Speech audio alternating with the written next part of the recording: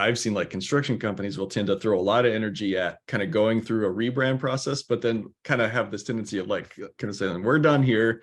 We don't have to do it anymore. We did that, and then kind of move on. And so it's always trying to encourage 100%. that group to like stick with it, because it's not a one and done process.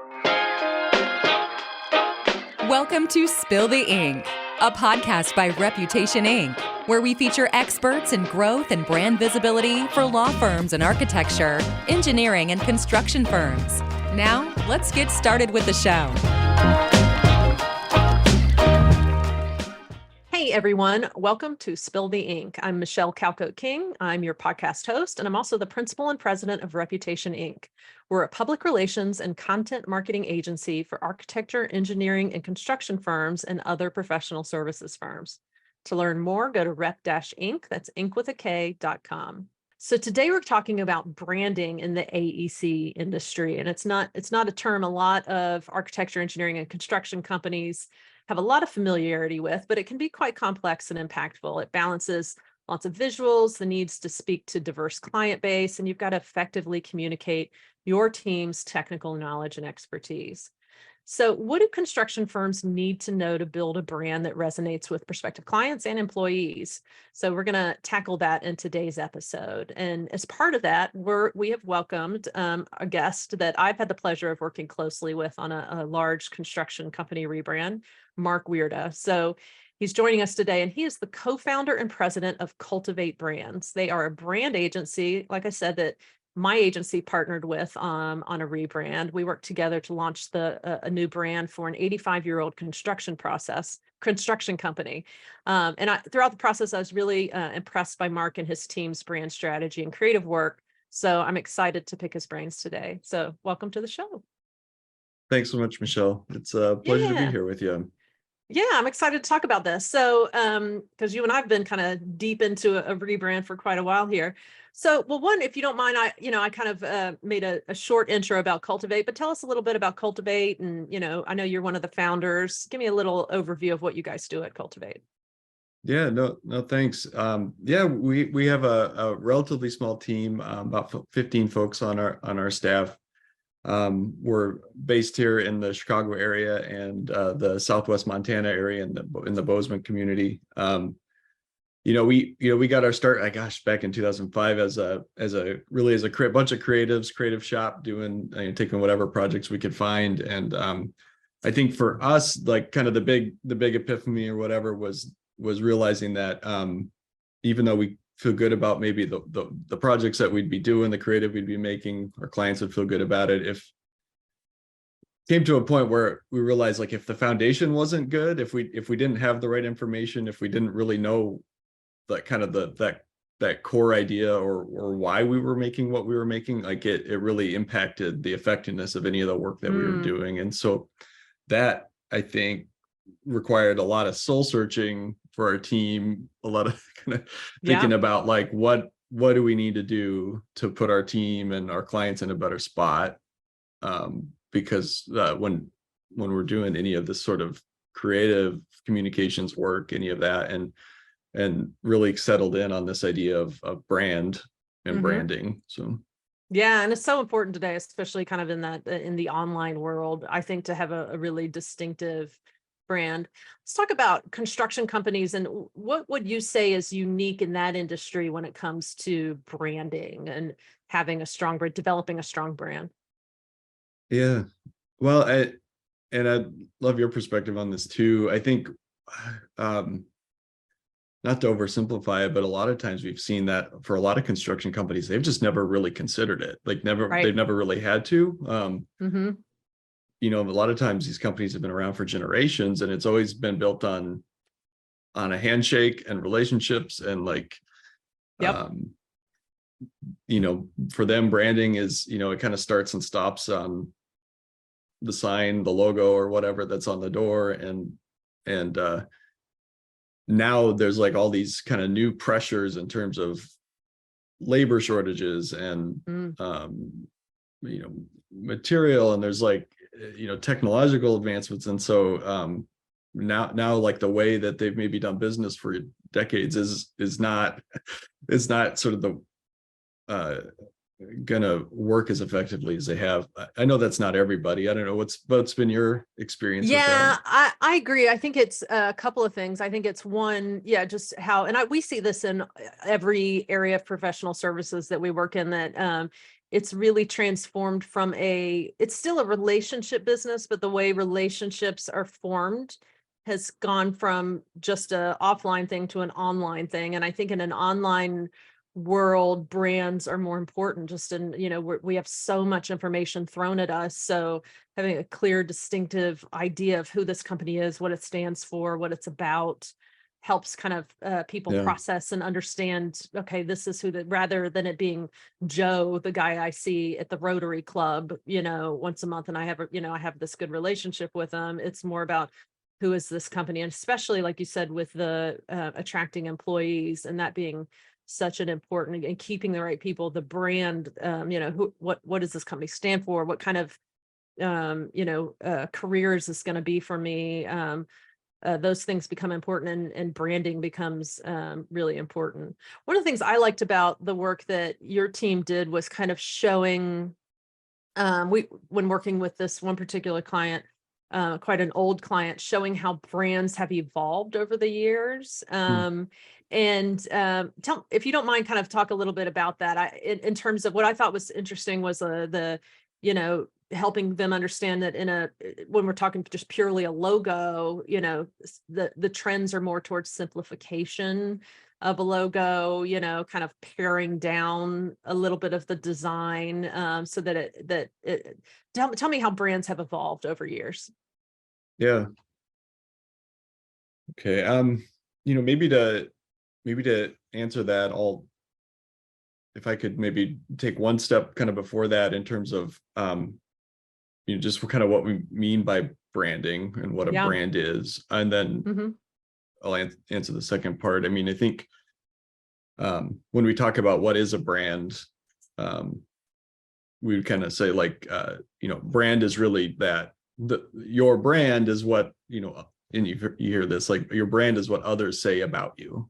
Right. It's that feeling someone has in their gut, like when they see your name, when they hear your name. It's that perception that folks have, and that perception, becomes, I mean, I guess you'd say it kind of becomes reality when folks are making decisions based on that. If they're going to choose to Yeah. work with you, if they're going to choose to, get on, kind of get on board with what you want. And so, if you're not kind of, and I guess we would say, like, you have a strong brand when it's aligned, because that perception is all, it's shaped by what you say, it's shaped by what you do, it's shaped by all these types of things. And so we would say, like, you have a strong brand when that's all aligned, when what you say and what you believe and what you stand for and how you treat others, treat your audiences, your clients, your employees, like, consistently. Yeah. Because then you start to kind of create, and when you consider kind of what your audiences care about, and can kind of align with that, that's where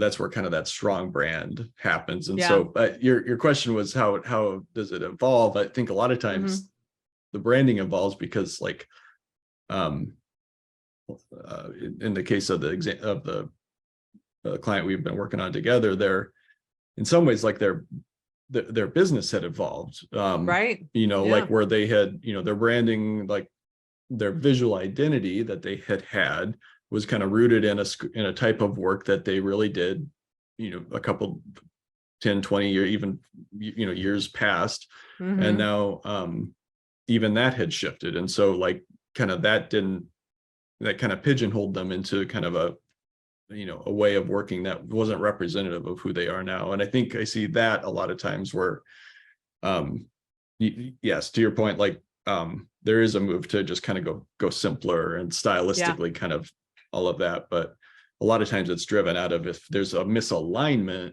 in kind of what they're saying, what they're putting out there, that's a real good reason to shift it, to kind of create that alignment. Yeah. If there's a construction company out there that's thinking, yeah, our brand's a little dated, we probably need to go through a rebrand, Can you talk us through what that process looks like? How does your firm approach branding projects? Oh man, you're throwing all I the know. questions. What would they be facing? Yeah, I'd love to hear your take on that one too. Yeah. All right, sorry, can you reframe So, the because I question know, again? so when we first started working with them, your team did a really great job of holding a workshop where you kind of asked some really important questions, and kind of dug around, kind of did that fact finding process. And maybe if we talk about what are some of the things that y'all are asking in that process. So we all came together and we did that workshop, and what would be some of the things that you guys look to draw out of that? Okay. Yeah, well, I mean, first and foremost, there has to, I think, be that recognition, like from the from the construction company that it's needed. Like you need kind Needed. of a willing and open kind of participants and kind Coalition of of the willing is my joke. yeah, there you go. Yeah. Yeah. Yeah. And yeah, we always kind of say like some of those conditions. Yeah, that's a great, I'm going to use that. Yeah, exactly. Okay. Yeah, absolutely. Like that has to kind of be the starting point. Mhm. And then it's, I think it's kind of going through an exercise to understanding kind of where you are, where the brand is now, Mhm. and what's its kind of desired future state, Yeah. and understanding kind of what's the gap between that, and then working towards building, kind of building that bridge between the two. And I would say, yeah, we worked through like this kind of workshop process that had had a research component, had a lot of like just fact finding, getting as much information uh, from the client. And really it's kind of about fostering those conversations within the company, to get to a point where they really understand their true identity. Like what is it that Yeah. they stand for, what's important to them, all of that. I think we often say like it's not even we don't see it as like our job here to like tell them who they are. Like we feel like we've done our best work when we can kind of take what they say, come back, kind of hold up a mirror, and they feel like that's it, like that's who we are, that's what we're all about. So first it's kind of going through that process of understanding their identity, which is like the practical aspects of that might be like developing a vision statement, and like kind of listing out those core values. And you were very active with Yeah. Those guys in doing all of that work, right? Yeah. So understanding core values, what's a mission, what's the vision, maybe positioning ideas, like how do they, where are they going to plant their flag relative to others. So those would be kind of the foundational pieces. And then the second part, or the counterpart, is then kind of doing the same for their audience. Like who are they trying to reach, identifying them, naming them, like understanding what they care about, like kind of, it doesn't sort of matter who at the end of the day, it doesn't matter much like who you are if you can't Right. do that in consideration of your audience. And then so those two pieces kind of come first, and then it's about trying to figure out how do we kind of create those connections between those ideas that will connect those two together. So maybe we can kind of think about this idea of really humanizing the brand. Yeah. Like how do you bring your brand to life by giving it kind of a personality? It's like that's where a lot of the design work or logo design work or creative work kind of comes in terms of just some extra tools to really kind of get those ideas out there. But then and you can do that and you can kind of maybe draw attention, but we'd always advise, like for these construction companies, they have to then deliver on what you say, like deliver the value, do it consistently, kind of behave in the way that, kind of behave as you aspire to be. And then if you've done all those things, that's where you can kind of watch that Yeah. gap start to close. So Did I Yeah, I answer? thought, yeah, absolutely. And I Okay. thought one of the interesting things we did was we kind of, after all the fact finding, we kind of came away and said, okay, there's kind of two directions we can go here. We had that more kind Hmm. of more that was rooted in history and a little bit more traditional. And then there was one that was a bit more modern and forward thinking. And I thought it was an interesting opportunity for them to go, both of these are true about us, but where do we see going forward this company too? And in this particular client chose the more modern, forward thinking brand because they're thinking about, the next generation of Yeah. employees, who are younger. There's a real generational shift happening in most industries and definitely so in construction. So I thought that was a useful exercise, especially because the people making often the decisions are the older generation too. This company is unique in that it's got a younger CEO. But looking at, okay, how do we position our brand and show who we are, but thinking of that next generation of employees and clients. And so that leads me to my next question about how a brand. So, you and I know working in this construction field, working with construction clients, the key issue right now is labor shortage. Hmm. Work isn't the issue. Getting the projects isn't the concern. More so, getting the right people and getting the people. How does the brand impact their ability to attract the right people? Hmm.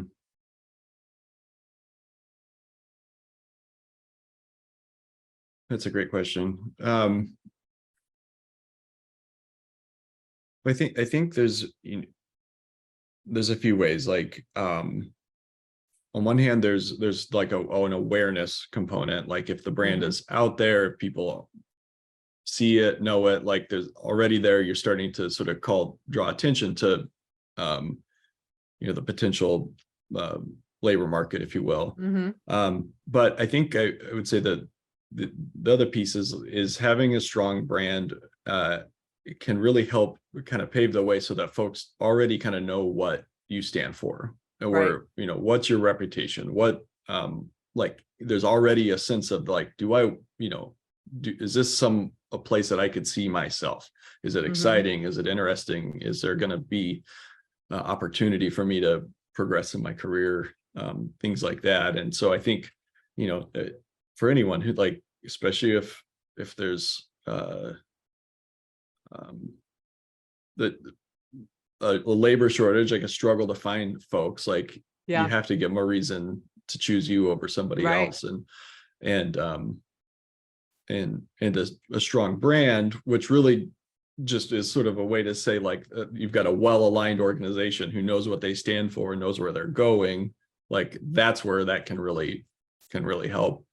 I think, like, one thing I've noticed, I construction companies are great at, like, tackling a project. Like Right. that's just like it's in their blood. Like they'll put Yeah. resources on it, they'll figure it out, and once they make a decision, they tend to, like, they just go. Like Mhm. there's not a lot of second guessing usually. Like it's just like this is in them. I think where uh and I wanted to know if you found this with, like, more the engineering and architecture side, but I've seen, like, construction companies will tend to throw a lot of energy at, like, kind of going through a rebrand process, but then kind of have this tendency of, like, kind of saying, we're done here, we don't have to do it anymore, we did that, and then kind of move on. And so it's always trying to encourage that 100%. Yeah. group to, like, stick with it, because it's not a one and done Right. process. It's Yeah. you gotta I think, stay on yeah, it. I think that comes from the age of before the internet is my guess, because we see that too. In the past, you would sort of hire an agency, have them go away, create your stuff. You'd have your collateral, you had your Yeah. brochure, it sits on and in the age of the internet, we expect new content. If we don't see new content, their latest project, we don't see their thoughts on the latest issues, Hmm. then we assume they're stagnant or they're not a growing dynamic company. Just because our information demands are different nowadays, because we're accustomed to this constant feed of information. So a company that's not sort of regularly telling its story we assume something by that. And I think Hmm. today's leaders grew up in the pre-internet days where, wait, I did that already. I got my brochure, I've got my logo, my business cards, I'm done. And that need to constantly tell the story is a new thing, really, Sure. So that's Yeah. my guess as to why that happens.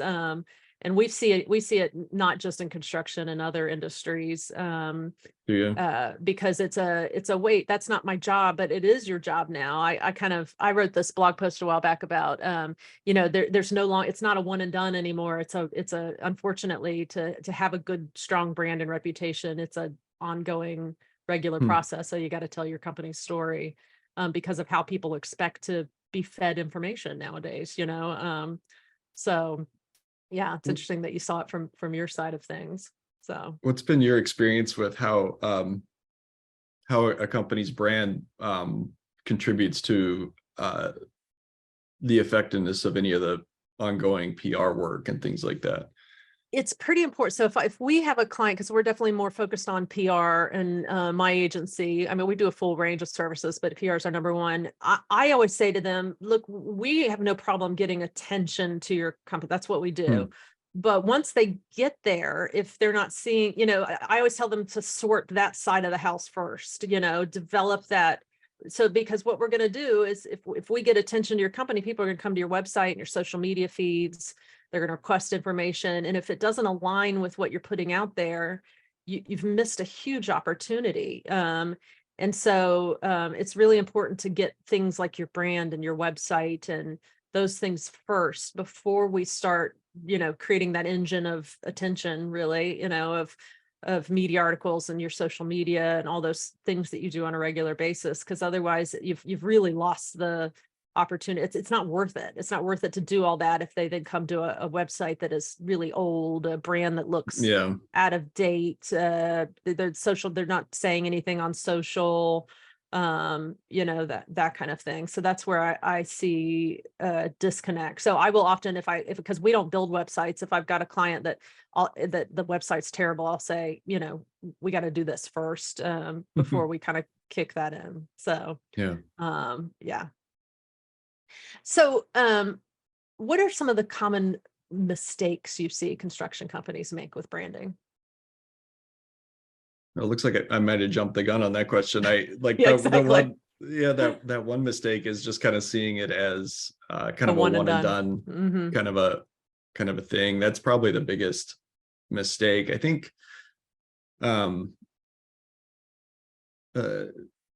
a lot of times I think it's just like kind of that follow through with really kind of like activate use the word activating, maybe that's kind of a Yeah. buzzword, but so you developed all this great work to kind of figure out who you stand for. You've got maybe this gone through a rebrand with a new logo and tagline and all those kinds of things, but then kind of following through with maybe a brand awareness campaign of some Hmm. sort, just to like make sure Hmm. that then is put to use. We often say like the logo you put out there, the tagline, those things are really like, they don't have any meaning really in and of themselves.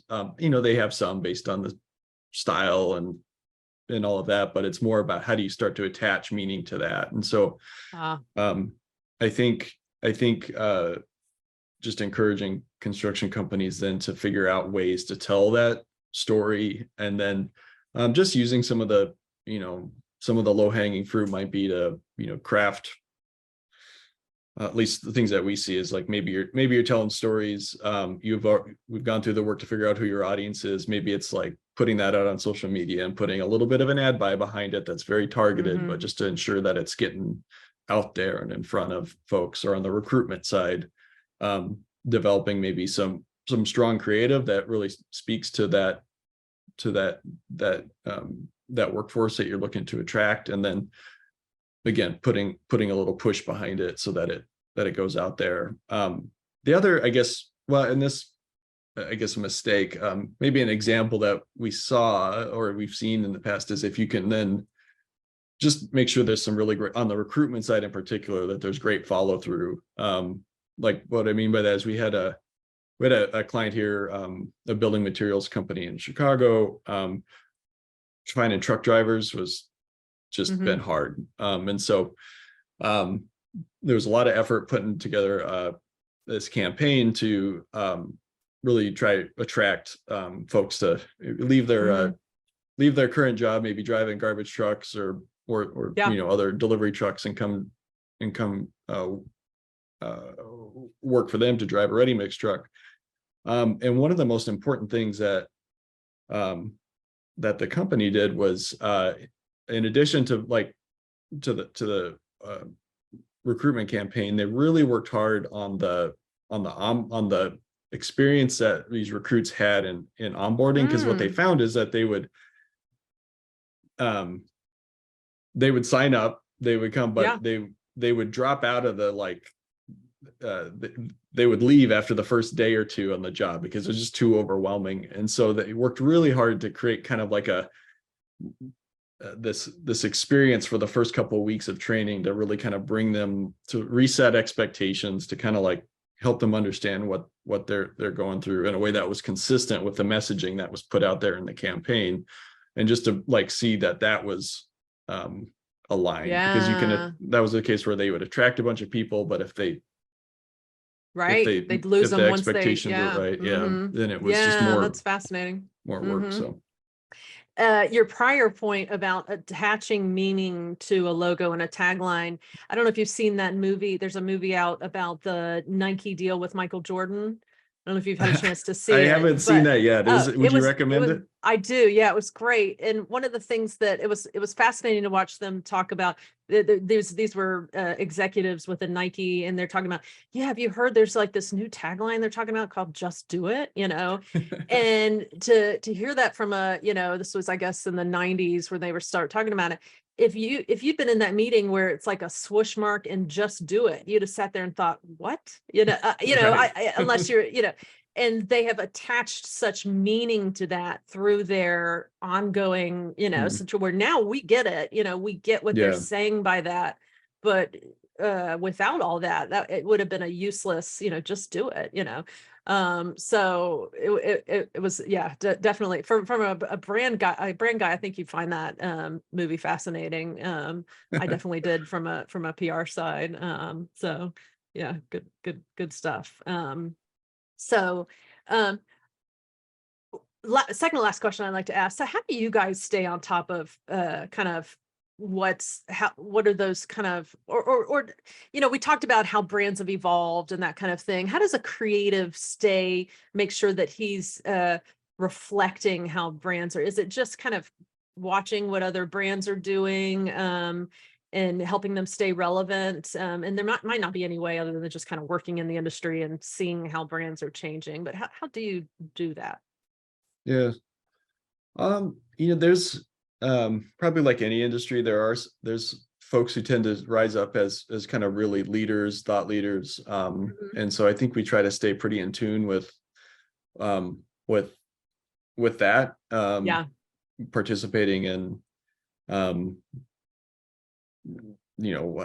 conferences, kind of secondary, kind of workshops, those types of things. And so there's been some really great thinking in terms of brand strategy and design.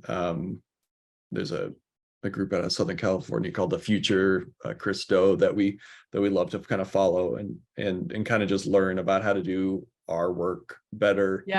So I'm trying to think how to frame that up for like these AEC firms, in terms of like how do they kind of get better educated about that. And my guess is, I'll jump in. My guess is, one, just to be aware that these things change, that design sensibilities. And I think that was a lesson I got. It's sort of like, you don't really realize that fashion changes and that things are going to feel until you haven't touched that pair of jeans for 10 years. You pull it out and you think, I can fit in these. And you put them on and you're like, that doesn't work at all. And it's, you don't notice it until you're kind of presented with.